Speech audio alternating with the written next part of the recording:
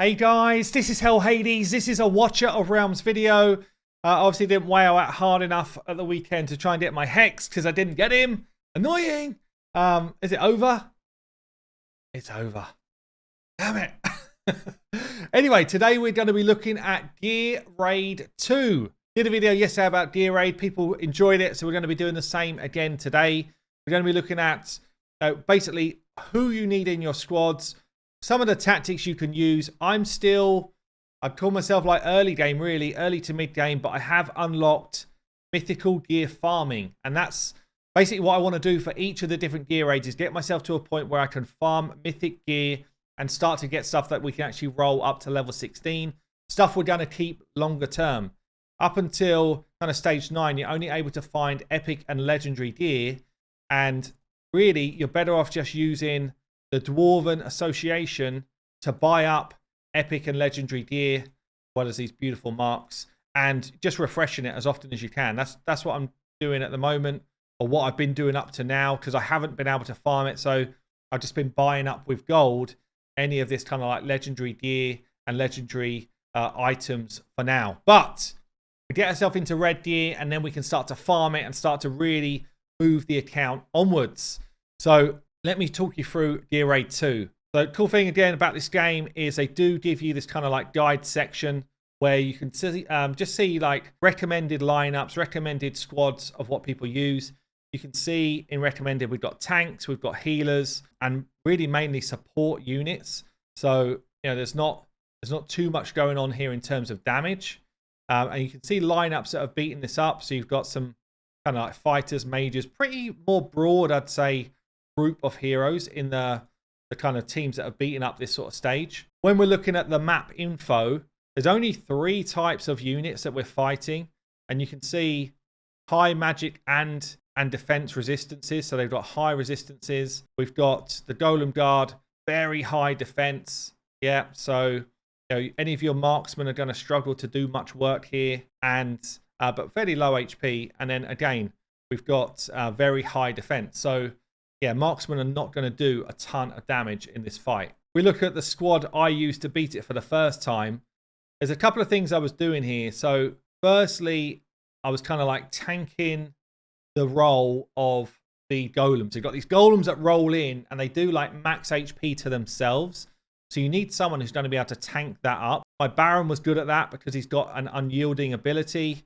Yeah, so in his skill set, he's got this unyielding, which means that he will stay alive when he was about to receive lethal damage. There is a rare that does the same thing, who people use for this type of fight, just to absorb the roll. It's called Decimus. This dude here has got the same type of thing. So when HP drops to 0, the hero remains alive and continues to fight for 6 seconds. So he can absorb that kind of roll of damage. And then basically you just need to have either someone who's going to heal that person back up so they can take the next one, or you need to have, you know, like another fighter or someone in the mix that's actually going to be able to help you do the damage. The other thing to cover off here is that the boss does AoE damage. Once you get to some of the higher levels, it hurts a lot. Yeah, so you start to really take a lot of damage from this dude doing his Earthshake. Deals high consecutive physical damage to all targets 3 times. That's his Earthshake ability. And yeah, you basically have got to keep people topped up with healing a lot. So, you know, at least 2 healers, maybe you need 3 healers to cover everyone in this fight. And yeah, you need people that have got good sustain ability. And then obviously you're going to need someone who's actually going to kill the mobs. But the mobs, yeah, I mean, I've mainly used my 2 mages to do the damage here. I did bring in my fight set round, but didn't do a lot. As I said, they've got high physical, I guess, damage reduction. So let's go on to a level. I guess I'll show you this fight in terms of how I actually won it, and with the squad that I used, and I'll show you their builds as well, and then we'll see if I can go up another level. But this one was already a bit shaky. I think I can turn off Power of Dominance somehow. I'm not sure how to do that, but you see here we absorbed the rolls with our unyielding champion, took 2 of the rolls in, and they don't have a lot of health, so you can just kind of nuke them down pretty easily. But my Baron absorbed them, and he's got his shield as well. And then I straight away threw down a healer to kind of get him back up for the next one. These sideline minions don't have a lot of health and not that difficult to deal with. But again, I just brought in a tank that could absorb the second roll of damage over here. When we get to higher levels, this dude would have got one shot at that point. So I guess bear that in mind. But we're not too bad. And now we've got 2 healers covering a kind of like main line of tanks. The AoE damage from this dude here, Earthshake, is nasty. So again, like, you need to try and make sure that you're covering as many of your team with your healers as you can. And then the boss doesn't take any damage until he runs forward, and that's where you take him down. So you want to make sure that at that stage, really, you've just got some damage left. But honestly, it's mainly about absorbing the damage and healing it up. And then at this point, we start to get ourselves some red gear, which is beautiful to see. So I'll show you the gear on the champions that actually did it. And then I think we will try a next stage up. But I've got now to the point where at least I'm at a place to farm. So Kame here, fairly well booked out, I guess, and is in some of my better gear, but not good gear still. We've not got to the point where we've got good gear on anyone yet. So almost like double the base attack. We've got some crit rate. We've got some attack speed going on. Got a bit of health, not a lot really. My dragon here, similar type of build really, but way less crit. So just focused. And again, the build is not good. We've just got some attack going on. Got no attack speed, which I would like. So pretty terrible. Set Ram is in the team right now. Mainly just built with some attack and some attack speed. Abomination is kind of built in a bit of a tanky build right now, but it's a terrible build. Got some health going on. Obviously, I'd like to make him do some damage, but for this fight, I guess his build actually worked out better because he can at least absorb some hits. Baron, I've just got in quite a high health build. So when I'm looking at my Baron, I was looking for HP and defense, really. HP bonus, defense bonus, and then another HP bonus. So I was really just looking for stats to keep him as alive as possible. And then for my healers here, so Vortex has got, what's he here? 5-star. Pretty decent health and some healing effect. I'd like a bit more healing effect, honestly. But in terms of what we've got, HP bonus, healing effect. This isn't necessarily good, by the way. I'd much rather have healing effect as substats, but as I say, I've not really kind of re-geared a load of people yet. We are still very much in the early game, working towards mid-game. You can see on your healers as well, how do they kind of get their healing benefits. So both Vortex and Midan here both have got HP-based healing, which means they're quite tanky as well in themselves, which is good for this fight because you do take a lot of damage. But yeah, I've got again like reasonable HP, some healing effect, but basically none, so it's not good. And you kind of get a feel for what's going on. So let's have a look at Gear 2. Can I get to the next stage? I guess as you kind of progress here, you know, your chance to get the mythical gear goes up. And it's not until you get to stage, I think it's 18. This is where you want to be really, because this is where you start to get just mythical drops. But I'd say the first point of call is get to 10. That's where you actually want to start farming. And let's see what we can do. So Raph's only in there as a leader right now because I've got a number of people that are of the same faction, and I don't have any more tanks built yet. But I did pull a tank over the weekend who I might start to build out. There's definitely some like decent tank units around. I've got a couple of new ones here. If you get yourself Olag as well is good here. So you definitely want to try and work on some tank units. I don't really have any built at the moment. Put him in the squad, but I don't think he's actually useful here really. Almost wondering if a second healer might be, or a third healer, sorry, might be better. Okay, let's have a look. See what we can do. But I'm noticing like a big step up of damage from, you know, stage like a stage 13 to a stage 14 or stage 10 to like 11. It definitely feels like you're having to absorb a lot more. So again, we're just going to put him down as our kind of main units. Our healing coverage here. Same type of thing. We're trying to work our way through this dude. We haven't needed to use the unyielding yet. I can just drop his ult.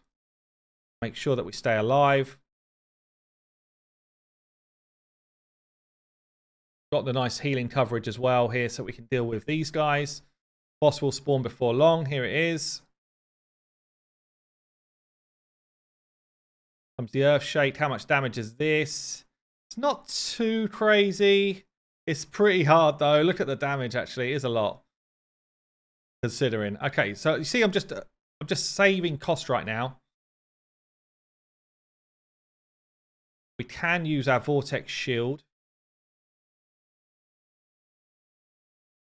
Go this way. If we need it. Oh, it's a big hit. It is a big hit. Christ, he's down. He's down. He's down. He's down. He's down. I've lost one through the door. Okay, we see the damage there. So let's see if we can get more coverage on the heals.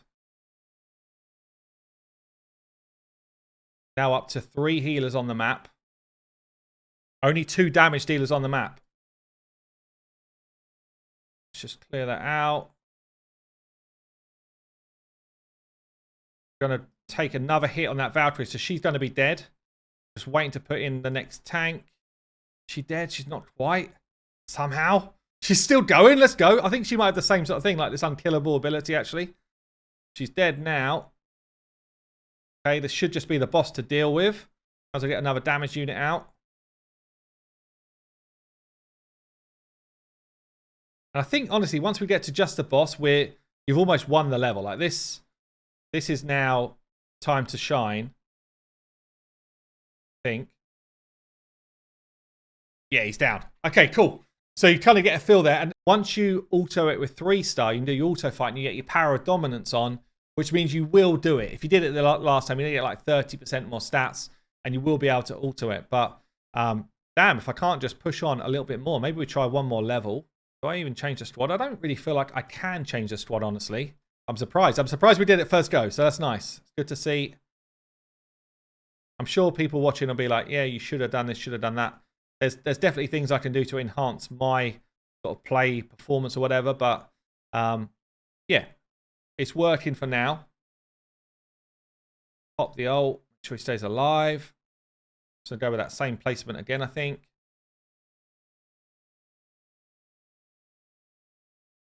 I know she does work.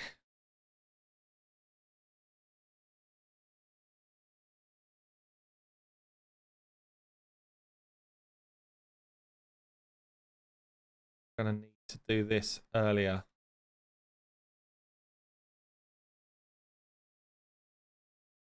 I think Light Lock's better there. It covers more area. I also get the bonus on my damage from my artifact.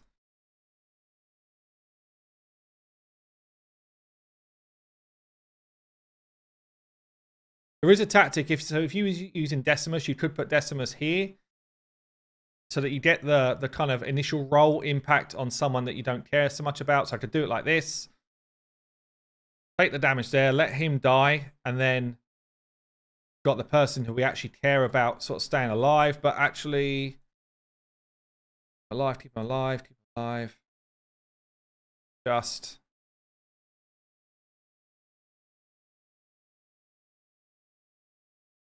we are taking a lot of damage here. This is hurting a lot. Staying up, is he staying up? It's close. Burn him, burn him, burn him. Let's go. Oh, he's going to drop. He's going to drop. He's dropped. But it's fine. We've got a replacement now. Pop some damage. This is the last dude before the boss.